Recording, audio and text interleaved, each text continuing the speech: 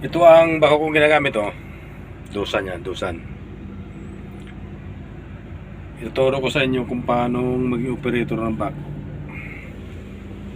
Ang sabi nito, dalawa lang. Kaliwa, ito kaliwa, at saka kanan. Itong kanan, angat, oh, angat. Angat. Tapos tulak pa baba. Angat, saka tulak pa baba. Pag ganito, patiklop ng baka dyan. Tiklop yan. Saka pabuka. Pabuka yan, oh. Dito naman sa kaliwa, ang purpose nito, paswing. At saka pabalik. Pag hinatak mo naman, lalapit yung ano.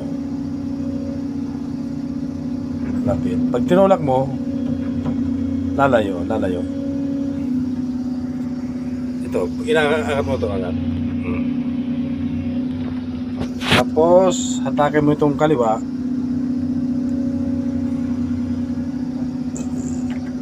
Pag-operate ng bako, sabay-sabay lang yung kanan sa kaliwa. Ito naman yung pag-travel niya, oh. Pag-travel. Pag hinatak pa, papunta rito sa iyo, patras yan. Pagka nagbabakit, dahan-dahan lang kasi, halimbawa, kung may cable sa ilalim, dadahan-dahanin mo lang yan.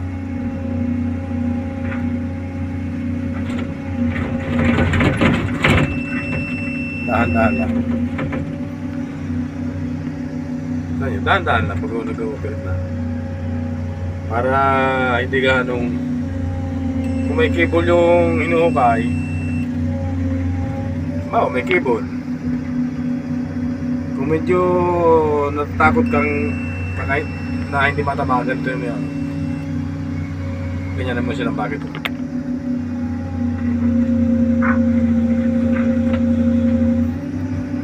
Saka ito, linisin mo pa kanya, no? Ipapalisin mo yan, linisin.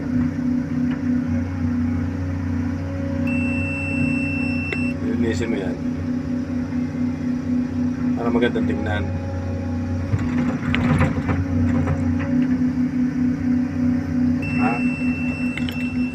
Ito, angat. Saka tulak pa ba? Saka pabuka ng bakit, oh, buka yan. Yan ang pabuka, papunta dyan, oh, buka yan. Pagka dito, pariklop, oh. Tapos angat. Pabuka natin, oh. Itong kanan, kaya kaliwa, ang purpose ito, tulak, saka hatak lang, hatak. Tulak, hatak. At saka swing pabalik. Ito yung pag-travel, oh. Tulak mo ito, travel yan, oh. Kaya anuin mo pa atras, oh. Palapit, atake po, palapit sa'yo, atras. Nakakamera yan, oh. Maka-aircon pa para hindi mainit. Sa mga gustong matutong maging operator, lagi lang kayo manood sa YouTube channel ko. Kung ayaw nyo na maging karpintero, manood lang kayo dyan sa YouTube channel ko.